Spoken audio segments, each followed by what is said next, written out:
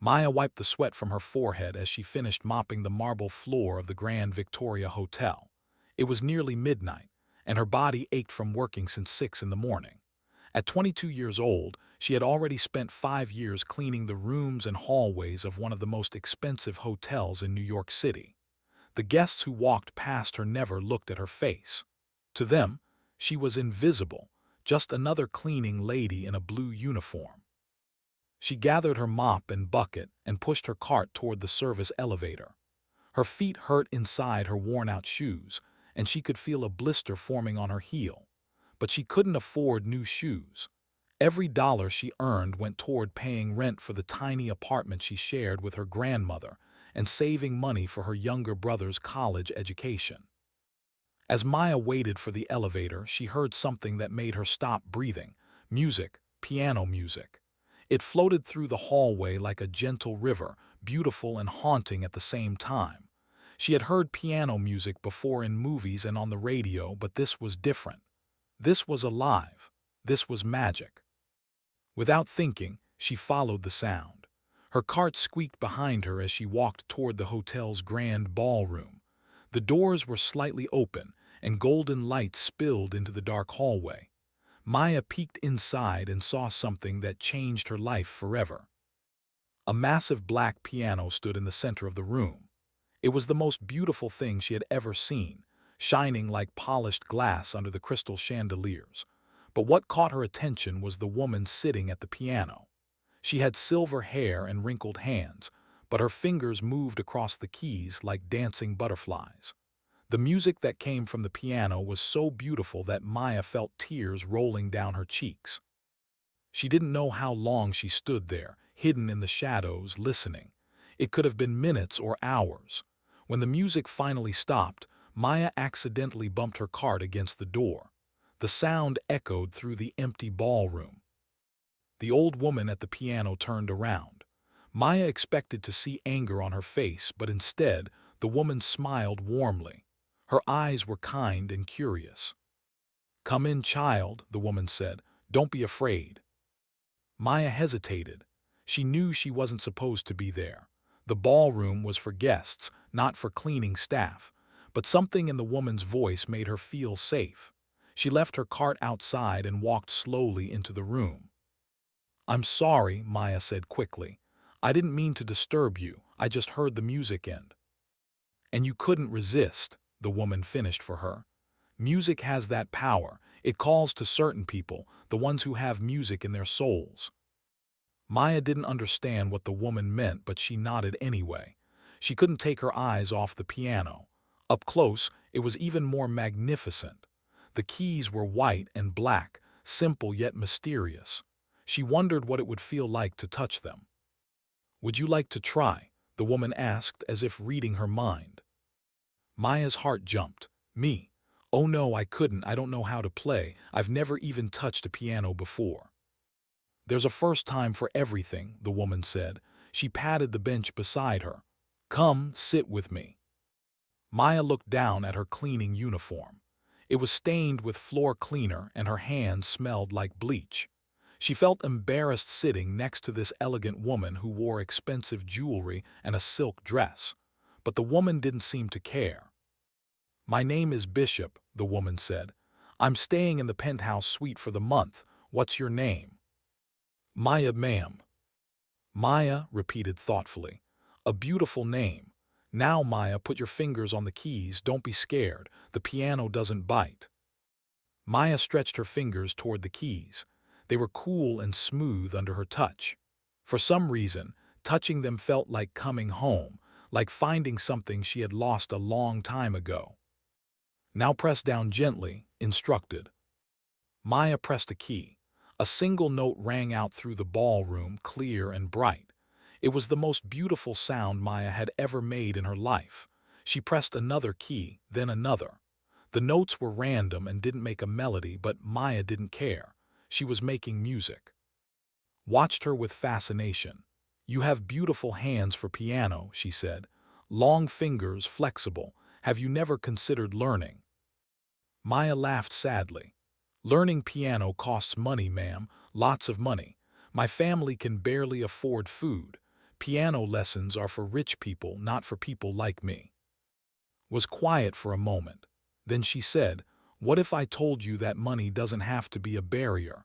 What if I offered to teach you?" Maya stared at her in disbelief. "You want to teach me, but why? You don't even know me." "I've been playing piano for 60 years, said. "I've taught many students, rich ones mostly. Their parents paid me thousands of dollars for lessons. But do you know what I've learned in all those years?" Maya shook her head. "Talent cannot be bought," continued. "I can teach technique to anyone. I can teach scales and chords and how to read music. But passion, the fire that burns in a true musician's heart, that cannot be taught. That is a gift.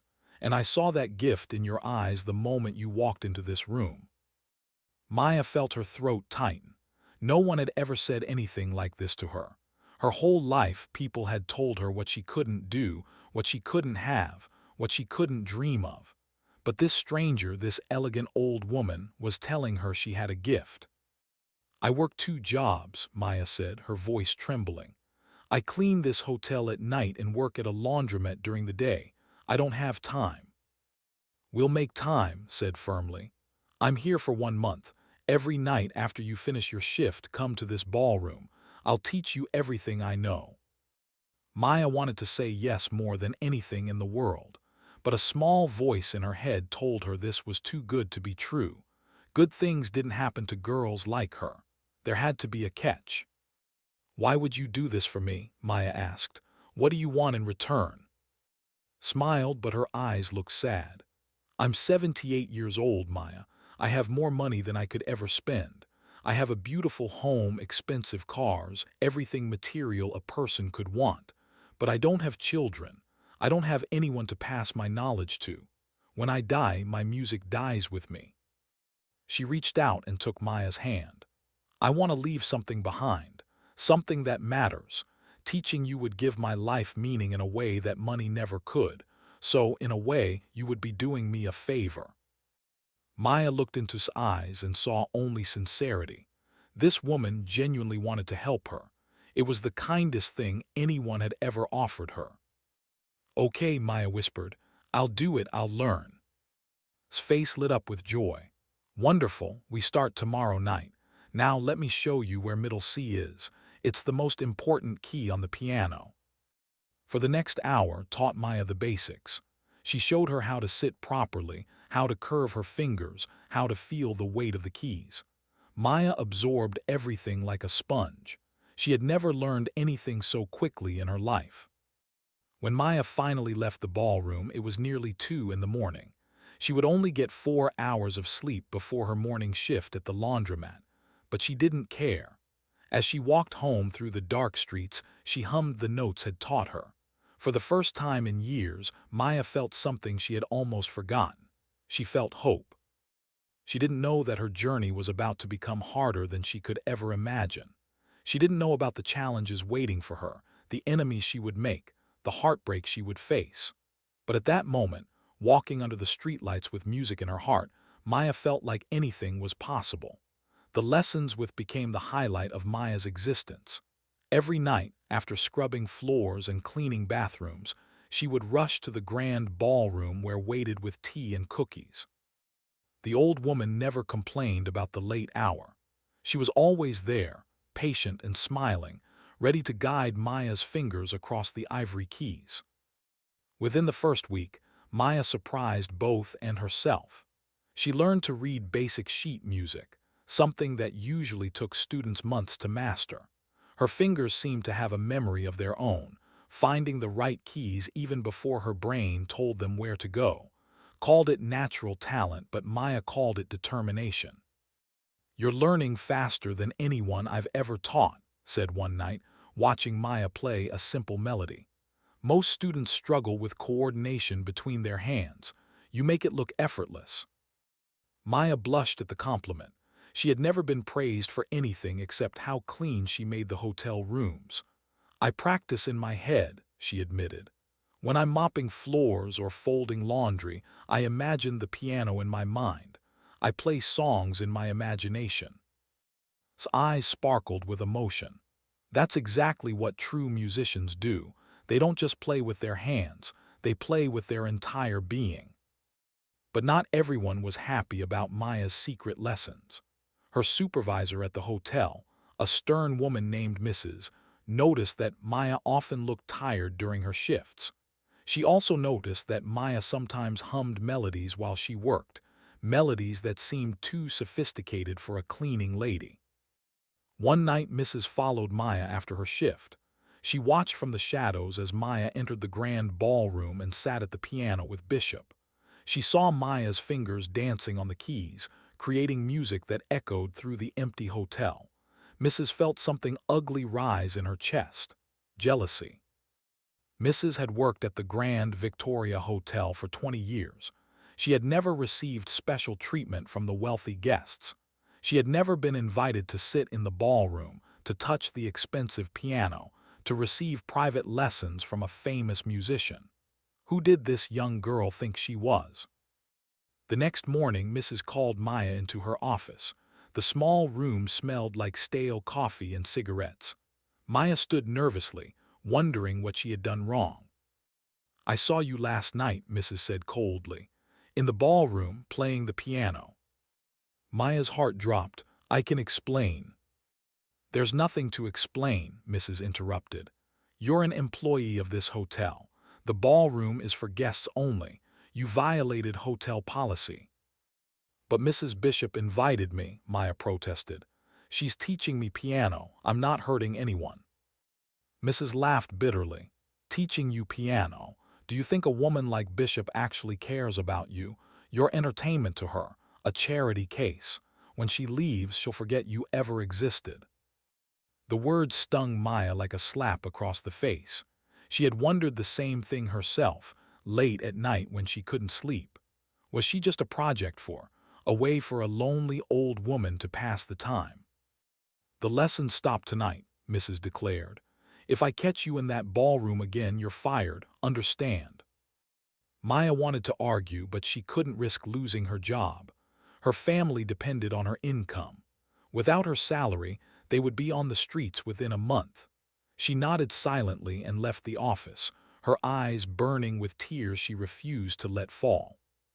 That night, Maya didn't go to the ballroom. She finished her shift and went straight home, walking past the golden doors where beautiful music waited for her. Every step away from the piano felt like a piece of her soul being torn away. Waited in the ballroom until 2 in the morning. When Maya didn't come, she grew worried. She asked the front desk staff about Maya, but they claimed to know nothing. It wasn't until the next day that discovered what had happened. She stormed into Mrs. office without knocking.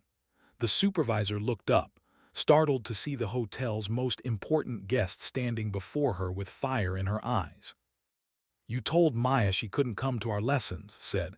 "It wasn't a question." Mrs. straightened in her chair, trying to maintain her authority. "With all due respect, Mrs. Bishop, I was following hotel policy. Employees are not allowed in guest areas during off hours." "That piano belongs to me," said calmly. "I donated it to this hotel 15 years ago.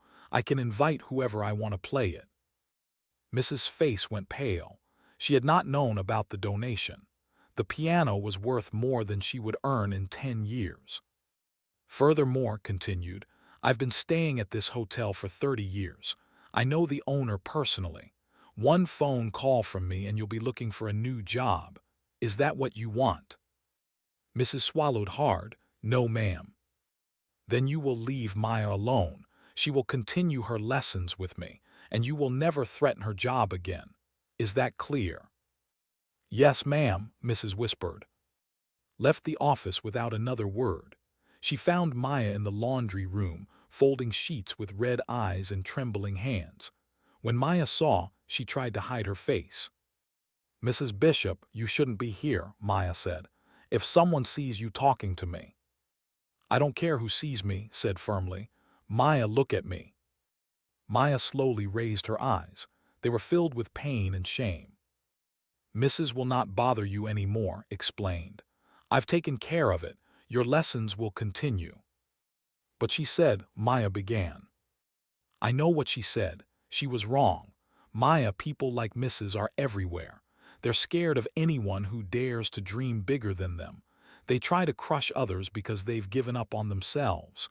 Don't let them win. Maya wiped her tears with the back of her hand. She said you would forget me when you leave. She said I'm just a charity case to you. Took Maya's hands in her own. Her wrinkled fingers were warm and soft. Do you believe that? Maya wanted to say no, but a small part of her was still afraid. I don't know what to believe. Nobody has ever been this kind to me without wanting something. Sighed deeply. Maya, I'm going to tell you something I haven't told many people. 50 years ago, I was exactly where you are now. I was a poor girl from a small town, working as a maid in a rich man's house, and that rich man had a piano. Maya listened intently, surprised by this revelation. She had assumed was born wealthy. I used to sneak into the music room at night just to touch the keys, continued. One day the owner caught me, but instead of firing me, he hired a teacher for me. He believed in my talent. He changed my life. She squeezed Maya's hands. I'm not giving you charity. I'm paying forward a gift that was given to me. Someday, when you're successful, you'll do the same for someone else. That's how kindness works. It's a chain that never ends. Maya felt tears falling again, but this time they were tears of gratitude. She understood now. Wasn't just teaching her piano. She was teaching her to believe in herself, to fight for her dreams, to never let anyone tell her she wasn't good enough. Thank you, Maya whispered. Thank you for believing in me. Smiled and brushed a strand of hair from Maya's face. You're going to do great things, Maya. I can feel it in my bones. Now dry your tears and finish your work. I'll see you in the ballroom tonight. We have a lot to learn and not much time left. Maya watched walk away, her heart full of new resolve. She would not let Mrs. or anyone else stop her. She would learn piano. She would prove everyone wrong. She would make proud. That night Maya played better than ever before. The anger and pain she had felt transformed into power, flowing through her fingers and into the music. Listened with closed eyes, a peaceful smile on her face. Neither of them knew that across the city, in a penthouse office overlooking Central Park, someone was making plans that would test Maya's resolve in ways she couldn't imagine. Someone who had the power to crush dreams like insects under his expensive Italian shoes. His name was Alexander Sterling, and he was about to enter Maya's story. Alexander Sterling was one of the richest men in America. At 45 years old, he owned hotels, restaurants, shopping malls, and a famous record label called Sterling Music Empire. His face appeared on the covers of business magazines, and his name was spoken with respect and fear in boardrooms across the country. He was handsome in a cold way, with silver-gray hair and eyes like frozen lakes. People said he had ice in his veins instead of blood. But Alexander had a weakness. He loved classical music, especially piano. His mother had been a concert pianist before she married his father, and some of Alexander's happiest memories were sitting beside her on the piano bench as a child, watching her fingers create magic. When she died from cancer, Alexander was 16 years old. He never touched a piano again. The music hurt too much. Instead, he built his music empire around discovering and promoting young piano prodigies. He sponsored international competitions and signed talented musicians to exclusive contracts. His company produced albums that sold millions of copies worldwide. But Alexander never attended the performances himself. He watched from videos, keeping his distance from the music that reminded him of his mother's ghost. One evening, Alexander received a phone call that would change everything. It was from his cousin Victoria, a socialite who spent most of her time attending parties and spending family money. "Darling, you'll never believe what I saw at the Grand Victoria Hotel last night," Victoria gushed through the phone. "There's this cleaning girl who plays piano like an angel. Bishop is teaching her personally. Can you imagine?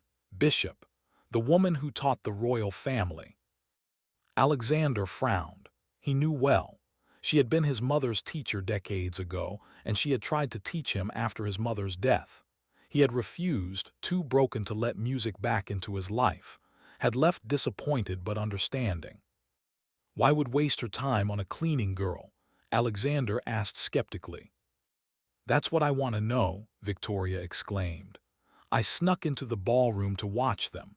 Alexander, this girl is special. Her technique is rough, but there's something in her playing. It gave me chills. You know I don't get impressed easily. Alexander was intrigued despite himself. Victoria was shallow and vain, but she had an ear for talent. If she said this girl was special, there might be something worth investigating. Send me the hotel details, Alexander said. I'll look into it. 3 days later, Alexander walked into the Grand Victoria Hotel. He had called ahead to arrange a meeting with, using his influence to ensure privacy. The hotel manager personally escorted him to a private suite where waited with tea and sandwiches. Alexander Sterling said, rising to greet him. It's been 30 years since I last saw you. You've grown into your father's face. Mrs. Bishop, Alexander nodded respectfully. Despite his power, was one of the few people who didn't intimidate him but whom he genuinely respected. You look exactly the same. Flattery will get you everywhere, laughed. Sit down. I assume you're here about Maya. Alexander sat across from her, his expression guarded. Victoria told me you're teaching a cleaning girl. That seems beneath someone of your reputation. His eyes flashed with annoyance. Beneath me? Alexander, talent doesn't care about social class. Maya has more natural ability than any student I've ever taught, including the princes and princesses your mother always wanted to impress. That's a strong statement. I don't make statements I can't prove, said firmly. Come to the ballroom tonight, watch her play, then tell me if I'm wrong. Alexander hesitated. He hadn't listened to live piano music since his mother's funeral. The thought of sitting in a ballroom while someone played brought back memories he had buried deep inside. But curiosity overpowered his resistance. Fine, he agreed, I'll be there. That night, Alexander hid in the shadows of the ballroom, watching from a corner where he couldn't be seen. He had told not to mention his presence to Maya. He wanted to observe the girl without her knowing she was being judged. Maya arrived at midnight, still wearing her cleaning uniform. Alexander noticed the stains on her clothes, the worn shoes, the tired circles under her eyes. She looked like every other poor worker he passed on the streets without a second glance. Nothing special. But then she sat at the piano. From the first note, Alexander felt something shift inside his chest. It was like watching his mother's ghost come back to life. Maya's technique was imperfect, as Victoria had said. She made mistakes, hit wrong notes, stumbled over complicated passages. But there was something else in her playing, something that couldn't be taught. Emotion, raw, bleeding emotion. When Maya played, she didn't just press keys. She poured her soul into every note. The music told stories of struggle, of hope, of dreams that refused to die despite impossible odds. Alexander found himself leaning forward, his heart beating faster, his eyes burning with tears he hadn't shed in decades. He remembered his mother. He remembered sitting beside her, smelling her perfume, feeling safe and loved. He remembered the day the doctors said she wouldn't survive, the day the music died in their house. He remembered the silence that followed, the emptiness that no amount of money could fill. Maya finished playing and the ballroom fell silent, clapped softly, praising her progress. Maya smiled, a genuine smile that lit up her tired face. She had no idea that a billionaire was watching her from the darkness, his frozen heart cracking for the first time in 30 years. Alexander slipped out of the ballroom without being seen. He needed time to think, to process what he had witnessed. This girl was dangerous, not because she was talented, but because she made him feel things he had spent his entire adult life avoiding. For the next few days, Alexander stayed away from the hotel. He threw himself into work, signing new artists, closing business deals, doing anything to distract himself from the memory of Maya's music. But every night when he closed his eyes, he heard her playing. The melody haunted him like a beautiful curse. Finally, he called Victoria. "Tell me everything you know about this girl," he demanded. "Where does she live? What's her background? Why is she working as a cleaning lady?" Victoria was delighted to gossip. "Her name is Maya. She lives in a tiny apartment in Brooklyn with her grandmother and younger brother. Her parents died in a car accident when she was 17. She dropped out of high school to support her family. 2 jobs, 7 days a week, no vacations." Alexander listened in silence. Maya's story was nothing special.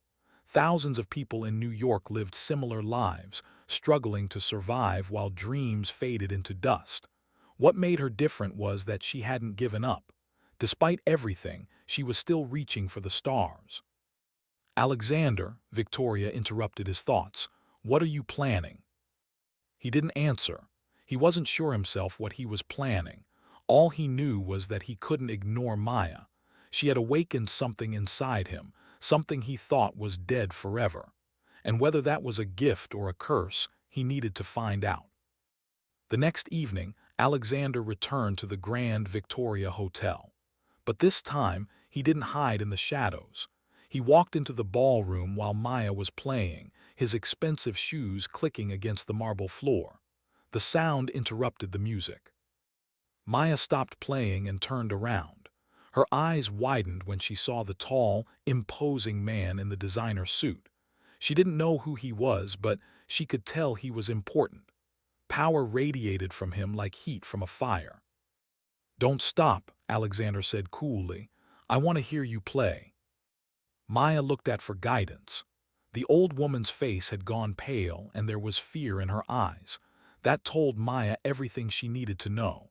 Whoever this man was, even Bishop was afraid of him. Maya turned back to the piano, her hands trembling.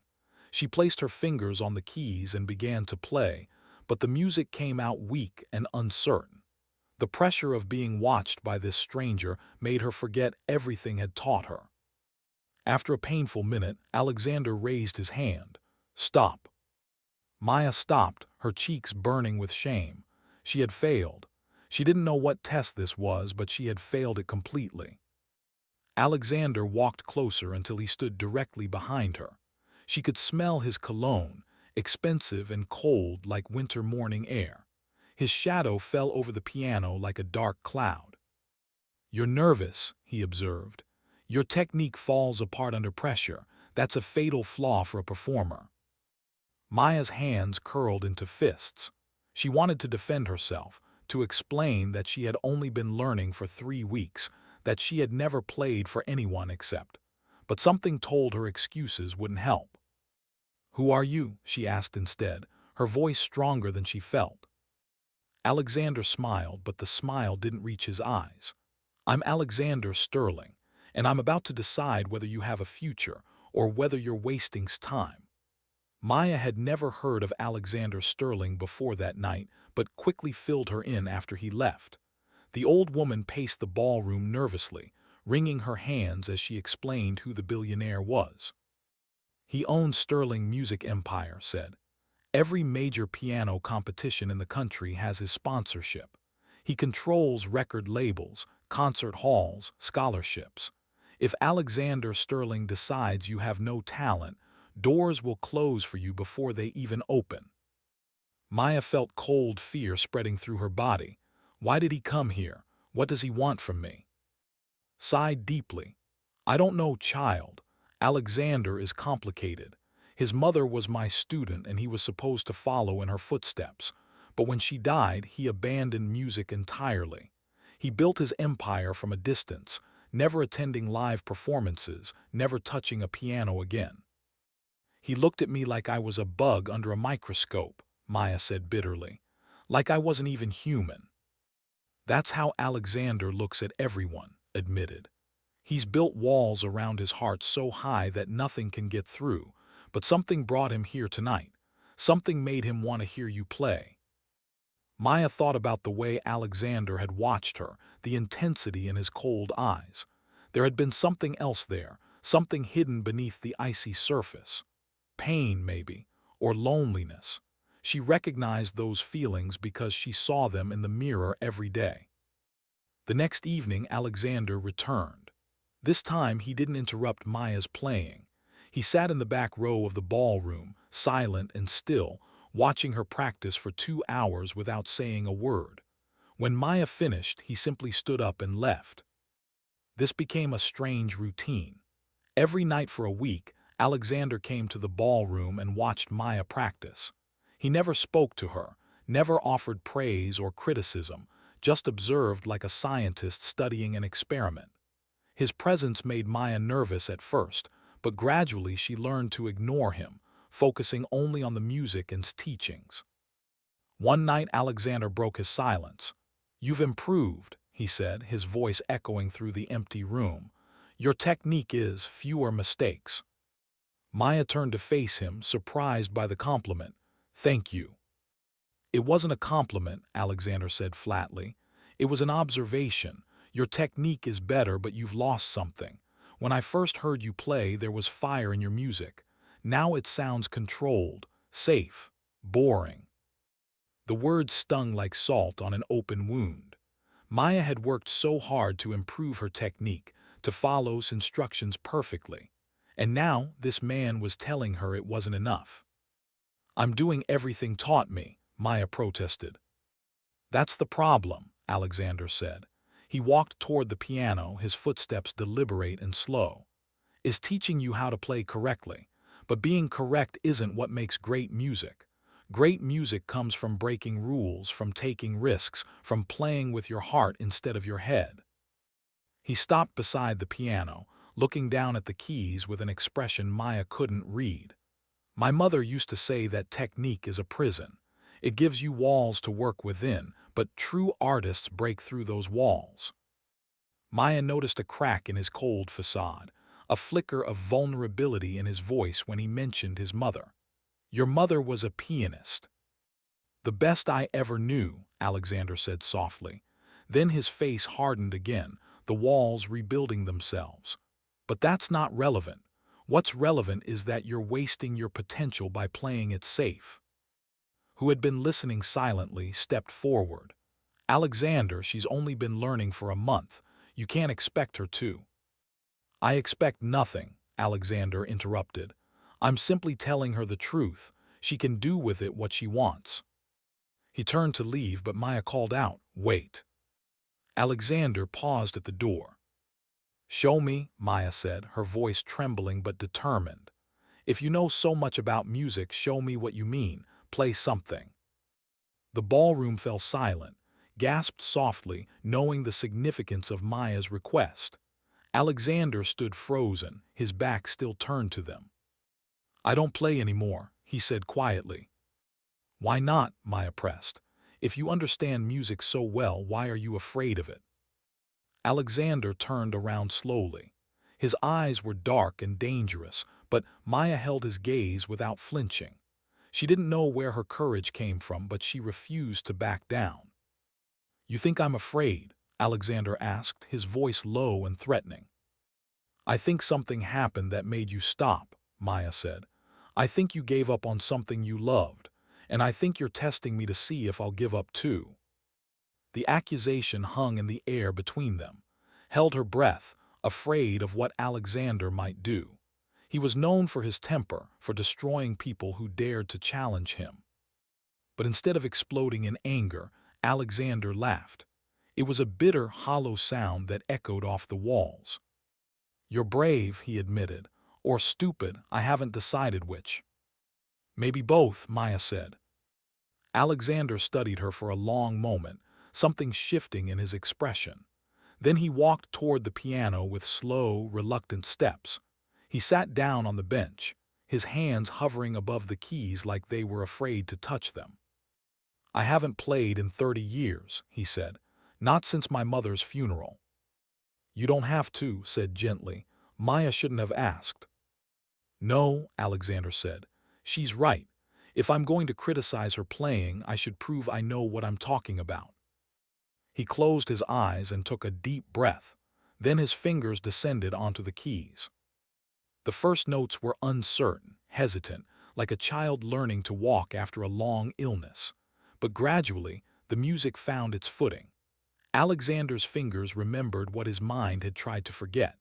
The melody was haunting and beautiful, full of sorrow and longing and love that never had a chance to be expressed.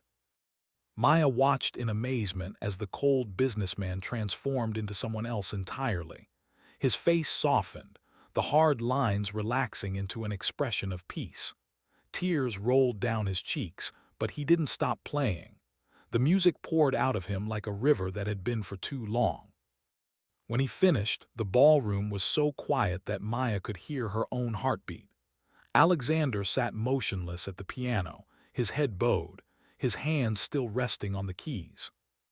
"That was my mother's favorite piece," he said, his voice cracking. "She played it for me every night before bed." Maya felt tears streaming down her own face. She understood now why Alexander had stopped playing. The music was connected to his mother in ways that went beyond words. Every note carried the weight of grief and loss. "That's what real music sounds like," Alexander said, finally looking up at Maya. "It's not about hitting the right notes or following the rules. It's about pouring your entire being into the sound. It's about making people feel something, even if that something is pain." He stood up abruptly and straightened his suit, putting his cold mask back on. "I'll sponsor you," he announced. Maya's eyes widened. "What?" "I'll pay for your education, your living expenses, whatever you need. In return, you'll train full-time with and compete in the Sterling Young Artists competition next year." "Alexander," interrupted, "that competition is for musicians who have trained for years. Maya has only been playing for a month. She won't be ready in a year." "Then she'll fail," Alexander said bluntly. "But I don't think she will. I think she has something special, something that can't be taught, and I want to see if I'm right." Maya's mind was spinning. This was everything she had ever dreamed of and more. A chance to study music full-time, to escape the exhausting cycle of cleaning and laundry, to actually pursue her passion. But there had to be a catch. "What's the real reason?" Maya asked. "Why are you doing this?" Alexander met her eyes, and for one brief moment his mask slipped again. "Because you remind me of someone I lost," he admitted. "Because when you play, I feel alive for the first time in 30 years. Because maybe, just maybe, helping you will help me forgive myself for giving up." He walked toward the door without waiting for her answer. "Think about it," he said over his shoulder. "You have until tomorrow to decide." After he left, Maya sat in stunned silence, put a comforting hand on her shoulder. "This is a big decision," the old woman said. "Alexander's world is dangerous. He's offering you a dream, but dreams often come with nightmares attached." Maya looked at the piano, at the keys that had changed her life so completely. She thought about her grandmother and brother, about the tiny apartment and the never-ending bills. She thought about everything she had sacrificed and everything she still hoped to achieve. "I'll do it," Maya whispered. "Whatever the cost, I'll do it." Maya's life changed overnight. Alexander Sterling kept his promise and set up everything with terrifying efficiency.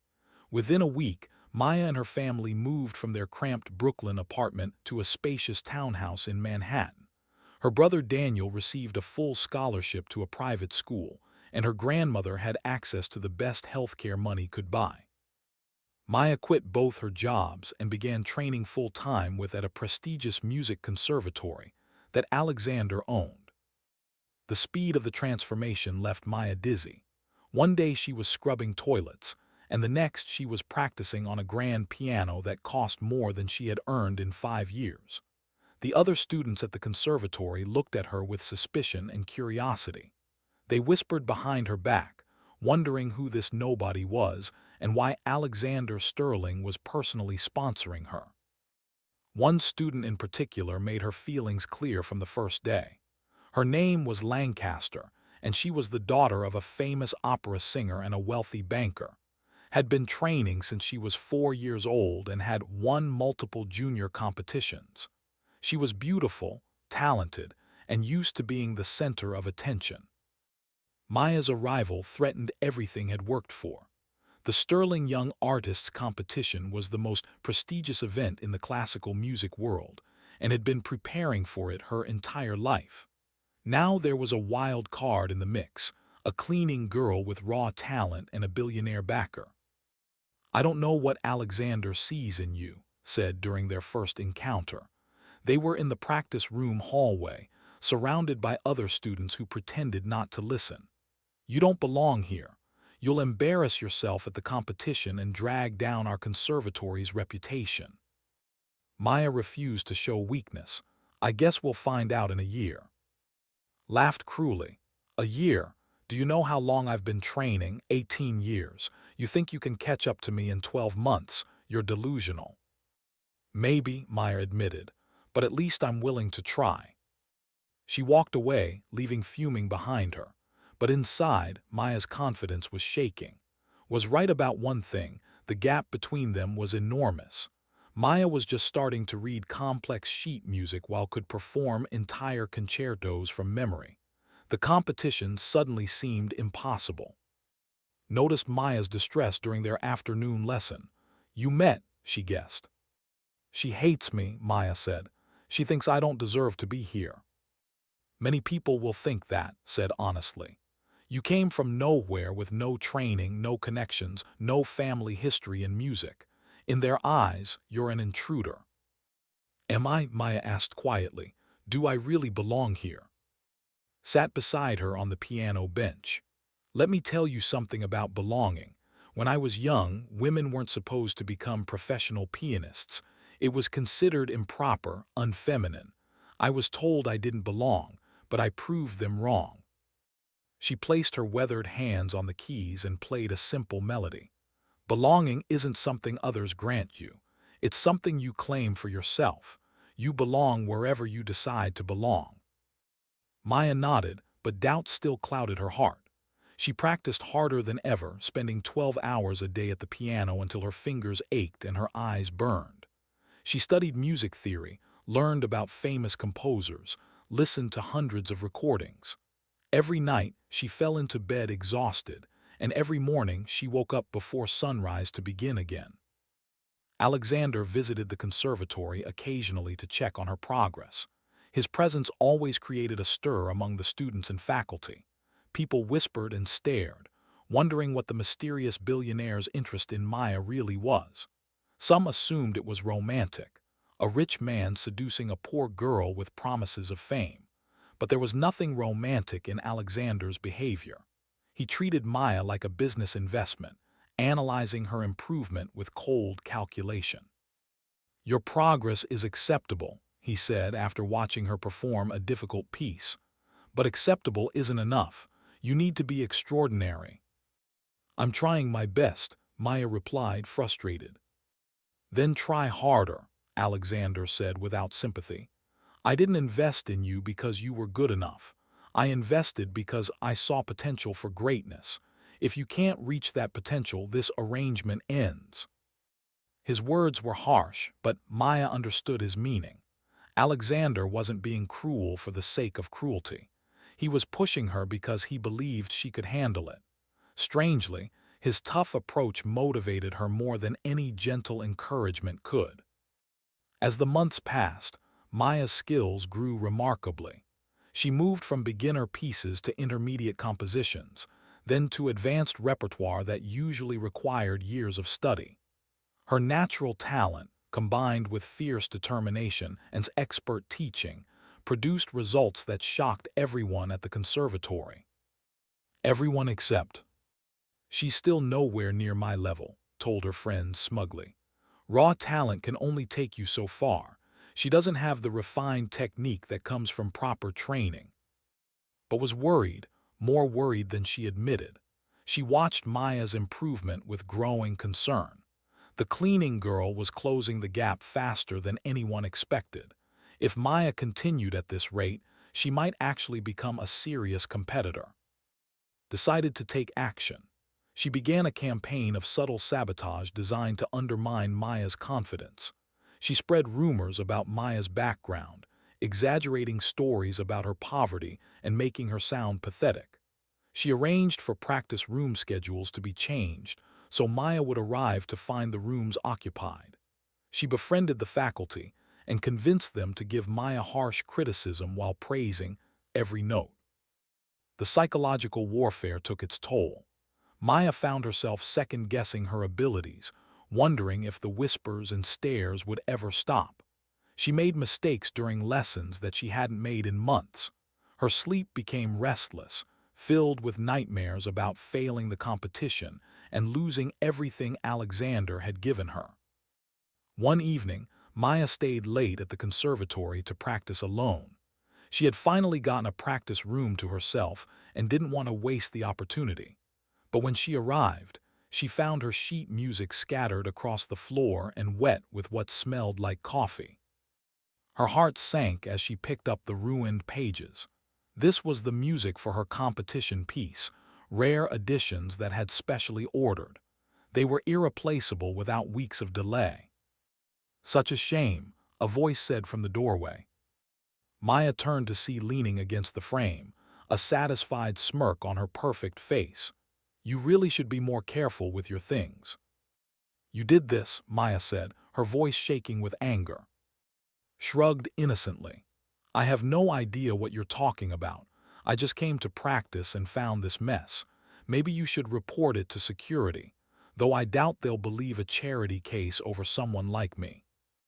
Maya felt rage boiling inside her, but she forced herself to stay calm. Losing her temper was exactly what wanted. "Why are you doing this? What did I ever do to you?" "You exist," spat, her mask slipping to reveal the ugliness underneath. "You waltz in here with your rags and your sad story, and suddenly everyone's fascinated by you. Poor little Maya, the cleaning girl who learned piano. It makes me sick." "I never asked for anyone's attention," Maya said. "I just want to learn." "No," hissed. "You want to take what's mine. That competition is my destiny. I've sacrificed everything for it, my childhood, my friendships, my entire life. And I won't let some nobody steal it from me." She stepped closer, her eyes blazing with hatred. "Withdraw from the competition. Go back to your mops and buckets where you belong, or I'll make sure you regret ever stepping foot in this place." Maya stood her ground despite the fear churning in her stomach. "I'm not withdrawing. I've worked too hard to give up now." "Then you've made an enemy," promised, "and I never lose to my enemies." She turned and walked away, her heels clicking against the marble floor. Maya stood alone in the practice room, surrounded by ruined music and broken dreams. Tears burned in her eyes, but she refused to let them fall. She was scared. She was overwhelmed. She was beginning to doubt whether she could really do this. But somewhere deep inside, a spark of defiance still burned, wanted her to give up, and that made Maya more determined than ever to succeed. She gathered the ruined sheet music and began sorting through the pages, salvaging what she could. It would take hours to recreate what was lost, but Maya had learned long ago that hard work was the only path forward. She sat down at the piano and began to play from memory, the notes flowing from her fingers like water. The music filled the empty room, strong and beautiful and unbroken. Maya was not going to quit. No matter what threw at her, she would keep fighting, because she finally had something worth fighting for. The incident with the ruined sheet music became a turning point for Maya. Instead of breaking her spirit, it ignited a fire inside her that burned brighter than ever before. She reported the vandalism to the conservatory administration, knowing they probably wouldn't act against its powerful family. But she wanted there to be a record, proof that she hadn't imagined the harassment. To her surprise, Alexander took the matter seriously. When he learned what had happened, his face went cold with fury. He made phone calls, arranged meetings, and within days, Lancaster was called before the conservatory's disciplinary board. Everything, of course. There was no proof she had destroyed Maya's music, but Alexander's influence meant the board took the accusation seriously. received a formal warning that any further misconduct would result in expulsion. Her parents were outraged, but even their wealth couldn't override Alexander Sterling's power. The warning didn't stop, but it made her more careful. Her attacks became subtler, harder to trace. She convinced instructors to grade Maya harshly on subjective criteria. She manipulated social dynamics so that Maya was excluded from study groups and networking events. She planted seeds of doubt in the minds of anyone who might help Maya succeed. But Maya had allies too, remained her steadfast teacher and protector, guiding her through the treacherous waters of the classical music world. Daniel, her younger brother, visited her every weekend and reminded her why she was fighting. Her grandmother, though frail, sent letters filled with love and encouragement. And then there was Alexander. Their relationship had evolved from sponsor and investment to something more complicated. Alexander still maintained his cold exterior, criticizing Maya's performances and demanding constant improvement. But he also showed unexpected moments of kindness. He sent flowers on her birthday without a card, anonymously. He arranged for her grandmother to see a specialist who finally diagnosed and treated her chronic pain. He made sure Daniel had everything he needed for school without ever taking credit. Maya began to see past Alexander's frozen facade. She understood now that his coldness was armor, protection against a world that had taken everything he loved. Music was his weakness, and Maya was forcing him to confront it every time she played. 6 months into her training, Alexander surprised her with an unexpected request. "I want you to play at my mother's memorial concert," he said. "It's an annual event I host for charity. The most talented musicians in the country perform in her honor." Maya was stunned. "You want me to play alongside professionals? Alexander, I'm not ready for that." "I know," he admitted, "but I want you there anyway, not as a performer competing with the others, but as a special guest. You'll play something simple, something from the heart. It will be good experience for you." Maya hesitated. Playing in front of such an audience was terrifying, but she owed Alexander so much, and she could tell this invitation meant something personal to him. "Okay," she agreed, "I'll do it." The memorial concert was held at the Lincoln Center, one of the most famous performance venues in the world. Maya had never been inside such a grand building. The concert hall could seat almost 3,000 people, and every seat was filled. The audience included celebrities, politicians, and titans of industry. It was the most prestigious event on the New York social calendar. Maya watched from backstage as world-famous pianists performed breathtaking pieces. Their skill was extraordinary, years of training evident in every note. She felt small and insignificant, a fraud who had stumbled into a world where she didn't belong. Found her hiding in a corner, trembling with anxiety. "You look like you're about to be sick," the old woman observed. "I might be," Maya admitted. "What am I doing here? Those people out there are legends. I've been playing for 6 months. This is a mistake." Sat beside her and took her hand. "Do you know what those legends were doing 6 months after they started playing?" Maya shook her head. "They were making the same mistakes you were making. They were struggling with the same challenges. They were just as scared as you are now," smiled gently. "The difference between them and everyone else isn't talent. It's that they kept going despite the fear." The stage manager appeared and called Maya's name. It was time. Maya walked onto the stage feeling like she was moving through a dream. The lights were blinding, and she couldn't see the audience, but she could feel them watching. 3,000 pairs of eyes judging her every step. She sat at the grand piano and looked down at the keys. They were the same as the keys she practiced on every day. Same black and white pattern, same smooth surface. The piano didn't care that the audience was famous or wealthy. It only responded to the fingers that touched it. Maya closed her eyes and thought about her mother, who had died before she could see Maya grow up. She thought about her father, who had worked 3 jobs to provide for his family. She thought about all the nights she had spent cleaning toilets and folding laundry, dreaming of something more. Then she began to play. The piece she chose was simple, a melody had taught her in their first week together. It wasn't technically impressive or flashy, but Maya poured everything she had into it. Her loneliness, her determination, her gratitude, her hope. The music became a confession, a prayer, a promise. The audience fell completely silent. People who had been whispering stopped mid-sentence. Phones that had been buzzing were forgotten. For 4 minutes, Maya had the complete attention of 3,000 souls. When she played the final note, there was a moment of absolute stillness. Then the applause began. It started soft, uncertain, then grew into a roar that shook the ceiling. People rose to their feet, some with tears in their eyes. Maya had done something that technique alone could never accomplish. She had moved them. She stood and bowed, her legs shaking so badly she thought she might collapse. Through the blinding lights, she could just make out Alexander standing in the wings, watching her with an expression she had never seen before. Pride, and something that looked almost like tenderness. Backstage, she was surrounded by well-wishers. Famous musicians who had initially ignored her now wanted to shake her hand.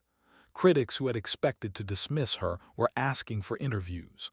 In one performance, Maya had transformed from a nobody into someone worth watching. But one person pushed through the crowd with pure venom in her eyes. Lancaster had been in the audience, watching Maya receive the standing ovation that should have been hers. The applause that had greeted its technically perfect performance earlier had been respectful but brief. Maya's imperfect, emotional playing had earned something far more valuable. "You got lucky," hissed under the noise of the crowd. "One emotional trick won't win you the competition. When we face each other on that stage, I'll destroy you." Maya met gaze without fear. Something had changed inside her during that performance. She had discovered what she was capable of when she stopped being afraid. "Maybe you will," Maya said calmly. "But tonight I learned something important. I don't have to be perfect to matter. I don't have to have your training or your background. I just have to be honest. And that's something you'll never understand." She walked away, leaving seething in the hallway. The battle was far from over, but Maya had won the first real victory. She had proven to herself and to the world that she belonged on that stage. Alexander found her later, sitting alone in an empty dressing room. She was still in her concert dress, her hair still pinned up elegantly, but she had kicked off her heels and was massaging her tired feet. "You did well," he said simply. "Thank you for giving me the chance," Maya replied. Alexander was quiet for a moment. Then he said something that surprised them both. "My mother would have liked you. She always said that music should make people cry, not just applaud." It was the most personal thing he had ever shared with her. Maya looked up at him, seeing the vulnerability behind his cold mask. "I wish I could have met her," Maya said softly. Alexander nodded, his jaw tight with emotion he refused to show. "Me too." He turned to leave but paused at the door. 6 months until the competition. Don't get comfortable. Tonight was just the beginning." Maya watched him go, a small smile playing on her lips. He was right. This was just the beginning, and she was ready for whatever came next. The months following the memorial concert passed in a blur of intense practice and preparation. Maya's success had made her a target, not just but for critics who questioned whether a cleaning girl truly deserved the attention she was receiving. Entertainment journalists dug into her past, publishing stories about her poverty that were meant to be inspiring, but often felt exploitative. Maya tried to ignore the noise and focus on her training, pushed her harder than ever, introducing more complex pieces and demanding perfection in every detail. The competition was only months away, and Maya needed to be ready to face opponents who had decades of experience. But 3 months before the competition, disaster struck. Maya woke up one morning and couldn't move her right hand. Pain shot through her wrist and fingers when she tried to flex them. She had experienced soreness before from hours of practice, but this was different. This felt like her hand was on fire. She went to a doctor, hoping for a simple diagnosis and quick treatment. Instead, she received news that shattered her world. "You have severe tendinitis," the doctor explained, pointing to her medical scans. "The tendons in your wrist are badly inflamed from overuse. If you continue playing at your current pace, you risk permanent damage." Maya felt the room spinning around her. "What do I have to do?" "Complete rest. No playing for at least 2 months, maybe longer. After that, we'll reassess." 2 months, Maya's voice cracked. "The competition is in 3 months if I don't practice." "If you don't rest, you may never play again," the doctor said firmly. "I'm sorry. I know this isn't what you want to hear." Maya walked out of the hospital in a daze. The city streets that had seemed so full of promise now looked gray and hostile. Everything she had worked for, everything she had sacrificed, was slipping through her damaged fingers. She couldn't bring herself to tell or Alexander. Instead, she returned to the conservatory and tried to practice anyway, gritting her teeth against the pain. But her hand wouldn't cooperate. The notes came out wrong, her fingers fumbling keys she had mastered months ago. After an hour of struggling, Maya broke down completely.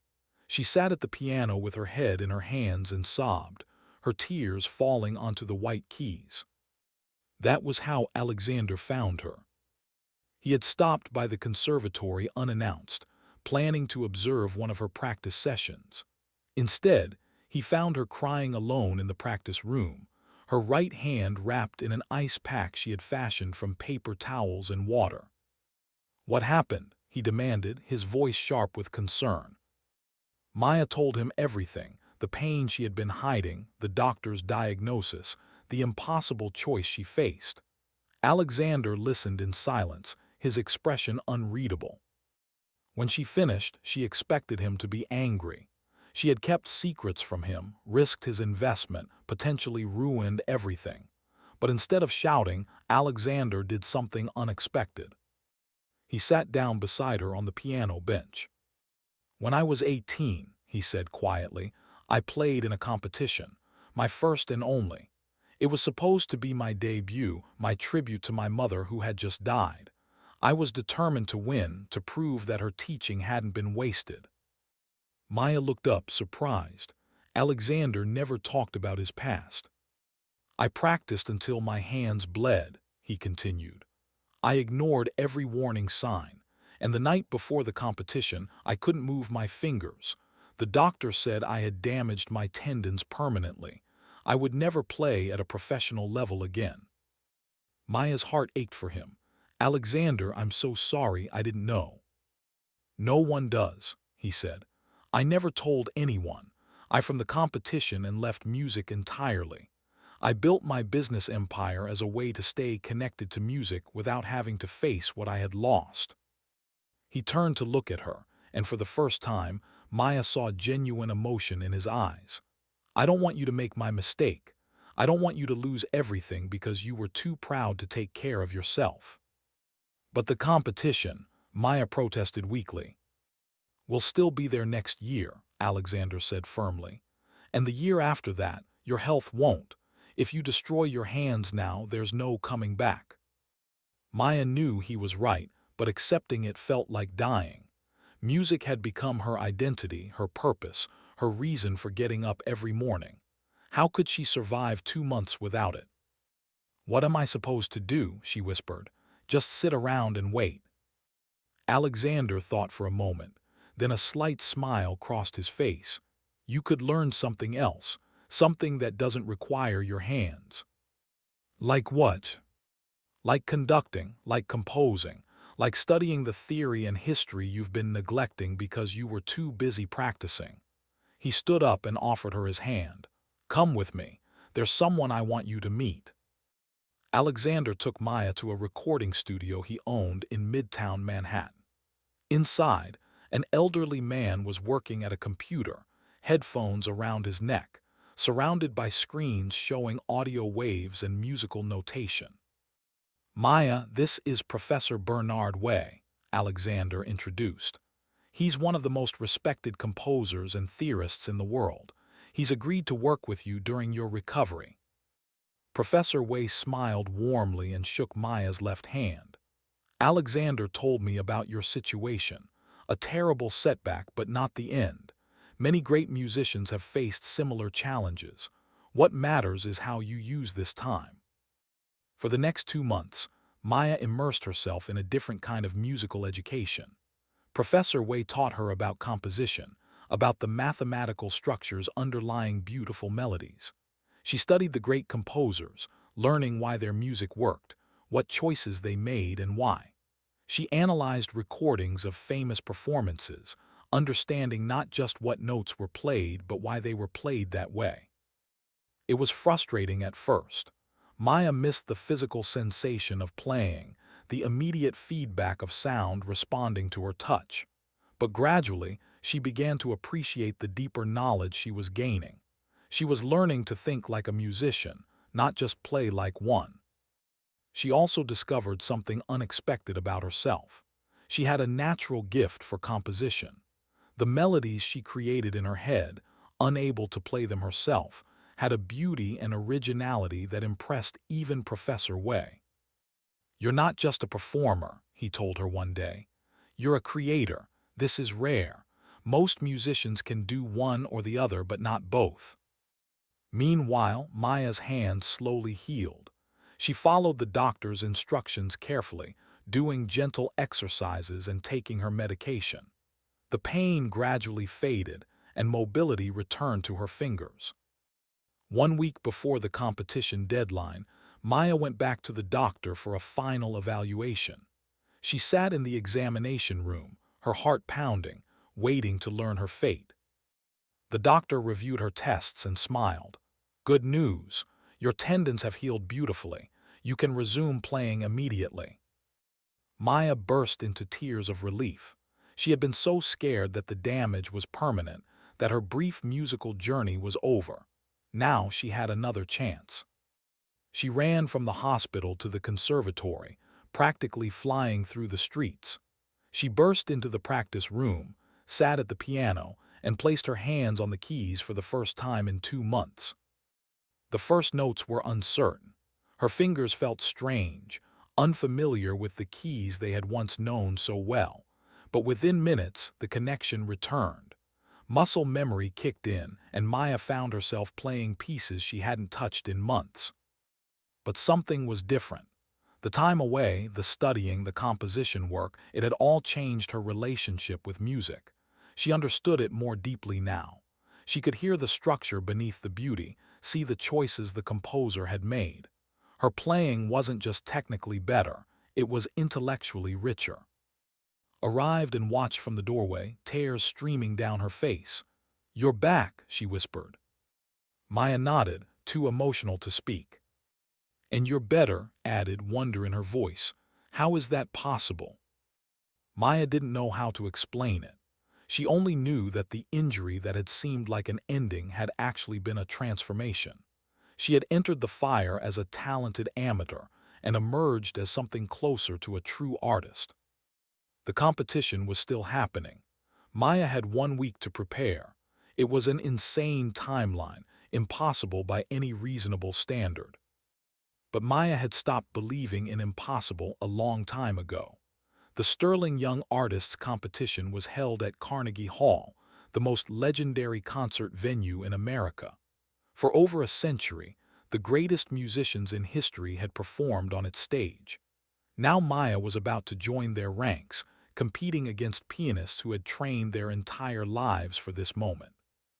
The morning of the competition, Maya woke before dawn and sat by her window, watching the sun rise over Manhattan.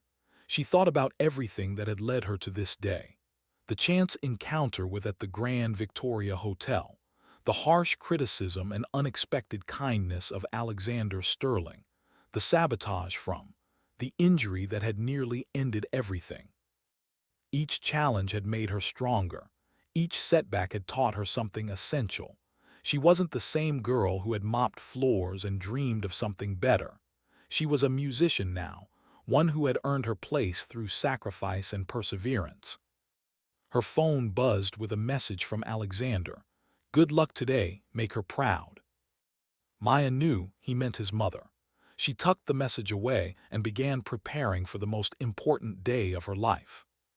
Carnegie Hall was already crowded when she arrived.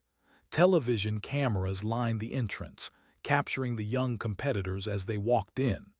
Journalists shouted questions, photographers snapped pictures. It was a circus, and Maya was one of the main attractions. The story of the cleaning girl who learned piano had captured public imagination. Newspapers and blogs had followed her journey obsessively, turning her into an underdog hero. Some people wanted her to win just because she represented hope for everyone who had ever been told their dreams were impossible.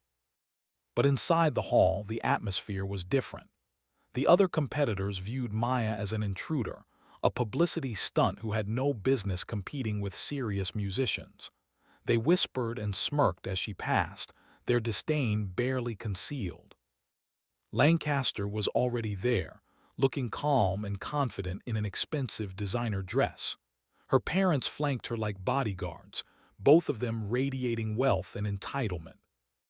"I'm surprised you had the courage to show up," said when Maya passed her.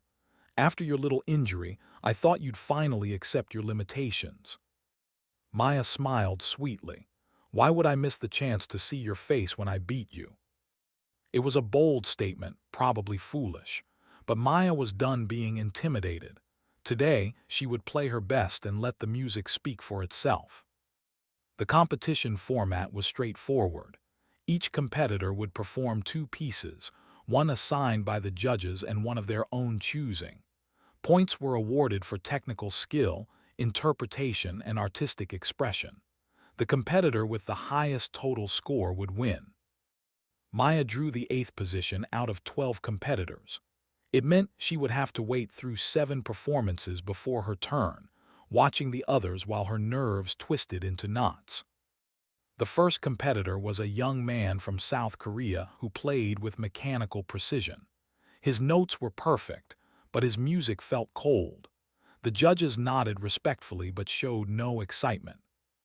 The second was a girl from Russia, passionate but sloppy. She made several mistakes that cost her valuable points. Maya felt sympathy for her. She knew how easy it was to let nerves destroy a performance. Drew the 7th position, right before Maya. It was the worst possible timing. Maya would have to follow one of the best young pianists in the country, and any flaws in her own performance would be by comparison. When took the stage, she played like an angel. Her assigned piece, a complex Chopin, was executed flawlessly. Her fingers flew across the keys with speed and precision that made Maya's heart sink. This was 18 years of training on display, 18 years of privilege and dedication. For her chosen piece, played a dramatic composition full of fireworks and emotion. The audience gasped at particularly impressive passages. The judges scribbled notes furiously, clearly impressed. When finished, she received thunderous applause. She bowed gracefully, her eyes scanning the audience until they found Maya. The look she gave was triumphant, a silent message that said, "Try to beat that." Maya's name was called. She stood on shaking legs and walked toward the stage, her heart pounding so loudly she was sure everyone could hear it. The stage was vast, the piano magnificent, the audience a sea of faces stretching into darkness. Maya had performed at the memorial concert, but this felt different. More pressure, more judgment, more at stake. She sat at the piano and adjusted the bench. Her hands were sweating, so she wiped them on her dress. The audience waited in hushed anticipation. For a terrifying moment, Maya's mind went blank. She couldn't remember the first note of her assigned piece, couldn't remember anything except the overwhelming fear of failure. Then she heard its voice in her memory. "Close your eyes and let the music find you." Maya closed her eyes. She took a deep breath and emptied her mind of everything except the music. The audience disappeared. The judges disappeared. There was only her and the piano, old friends reunited after a painful separation. She began to play. The assigned piece was a prelude, intricate and demanding. Maya's fingers found the notes from somewhere deep inside her, moving almost on their own. But she wasn't just playing notes anymore. During her time with Professor Wei, she had learned to see the architecture of composition, the mathematical beauty underlying every phrase. She played with that understanding, revealing layers of meaning that most performers missed. The audience leaned forward, captivated. Even the judges, who had seen hundreds of performances, looked engaged. Maya was doing something special, transforming a familiar piece into something fresh and alive. When she finished there was a moment of stunned silence before the applause began. Maya opened her eyes, surprised to find tears running down her cheeks. She hadn't even realized she was crying. But the harder test was coming. For her chosen piece, Maya had made a bold decision. Instead of playing an established composition, she was going to play something original, something she had written during her recovery. This was unprecedented. Competitors always played famous pieces that judges could evaluate against known standards. Playing an original work was risky because there was nothing to compare it to. Had warned her against this choice. Alexander had called it professional suicide, but Maya felt strongly that this was what she needed to do. Her original composition told her story in a way that no Chopin or piece ever could. She placed her hands on the keys and began. The piece started softly, like the first light of dawn. It grew gradually, building from simple melodies into complex harmonies that wove together like threads in a tapestry. There were passages that evoked loneliness and struggle, contrasted with moments of hope and joy.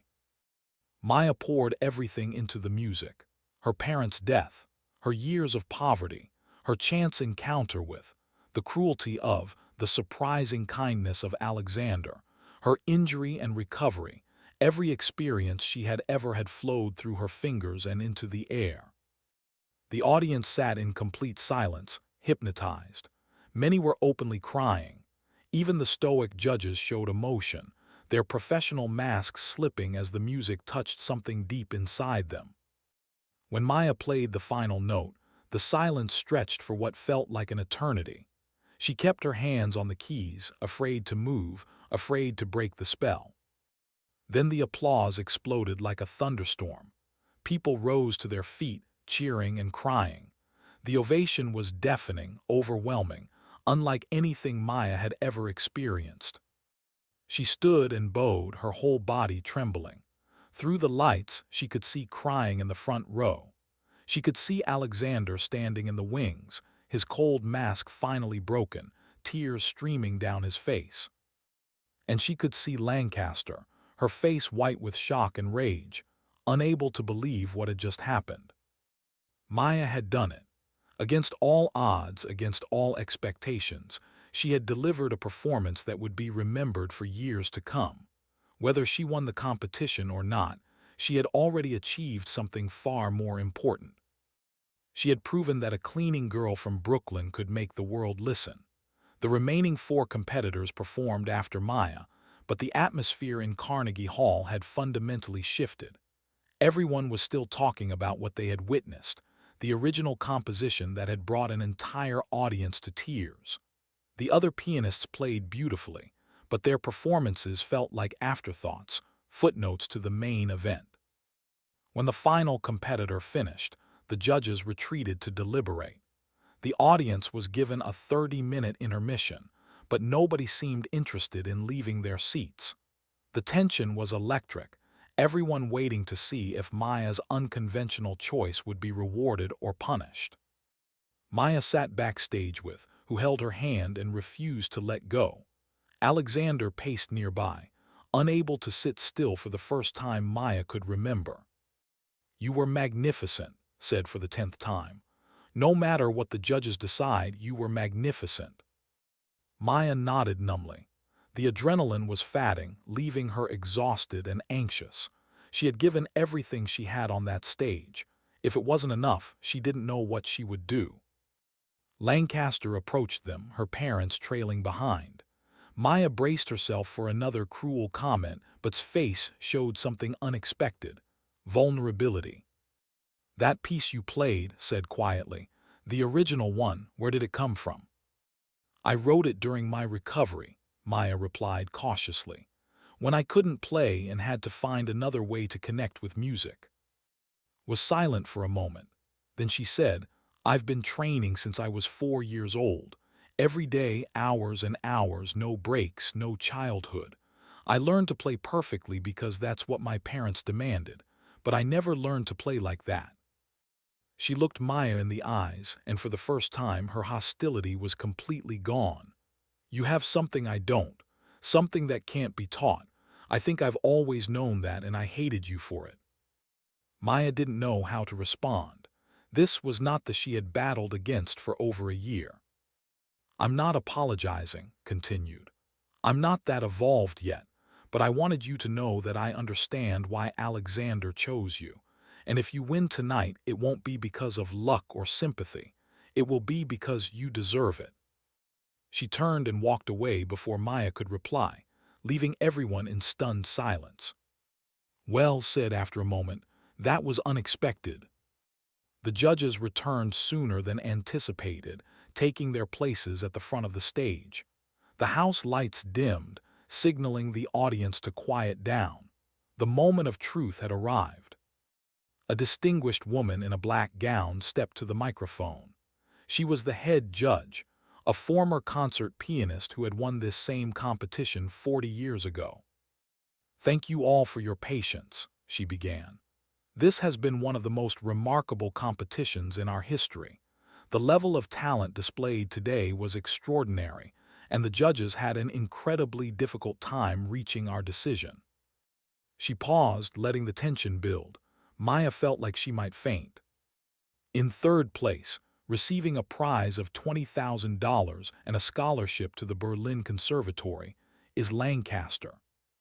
The audience applauded politely. Maya saw's face go rigid with shock. Third place. After 18 years of preparation, she had come in third.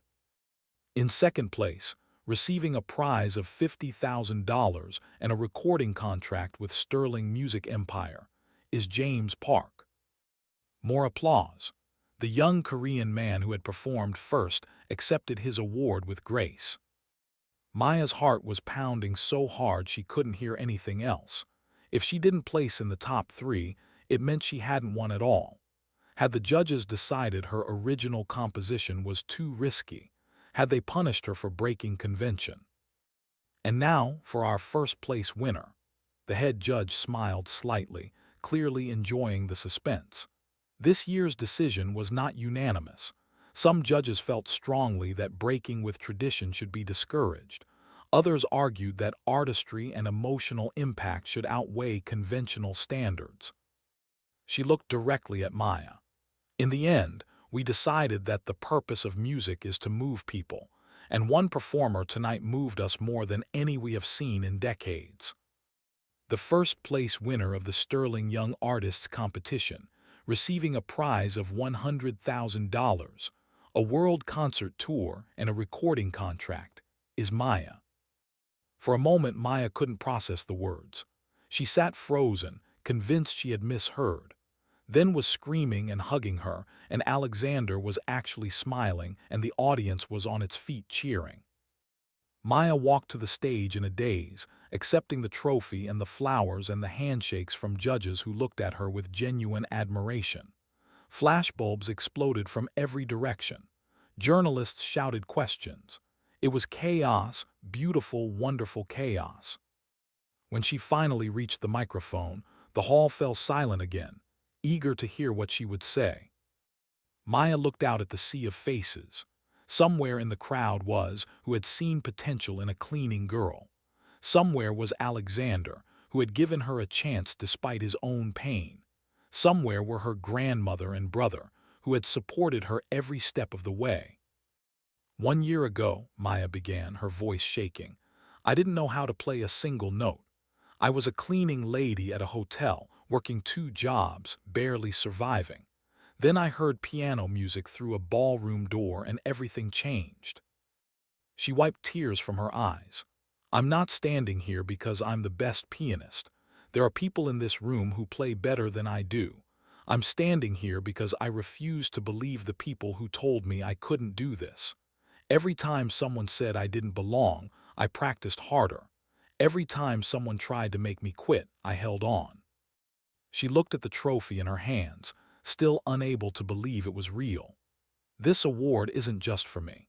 It's for every person who has ever been told their dreams are too big. It's for every child growing up in poverty who thinks they don't have a chance.